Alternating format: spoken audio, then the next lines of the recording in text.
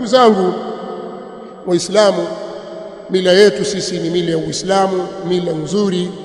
Hakuna dini nyingine itakayofaa mtu akaishi kwa amani na utulivu hapa duniani na akhira zaidi ya dini ya Uislamu. Inna ad-dina 'inda Allahi al-Islam, hakika dini ya haki, hasa dini ya kweli mbele za Allah inayokubalika ni Uislamu, na njia ni moja.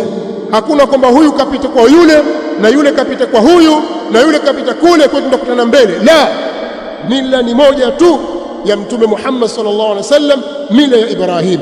Wa man yarghab an millat Ibrahima illa man safiha nafsahu wa laqad istafainahu fi dunya wa innahu fil akhirati lamina as-salihin. Kwa hiyo sikukuu yetu hii, ndugu zangu Waislamu, tuipambe kwa mambo yanayofaa. Wale wanaoandaa matamasha ya maasi kwa sababu ya tamaa za kilimwengu, kwa kuwa ni fursa, wanaoandaa shughuli na sherehe zenye lahu na maasi na kumwasi Allah subhanahu wa ta'ala, kwa kuwa ni wabeba agenda ya kutaka kuchafua vitukufu vya Uislamu, watakiwa wakome kwenye hili, na Waislamu tusiwaunge mkono kwenye hili.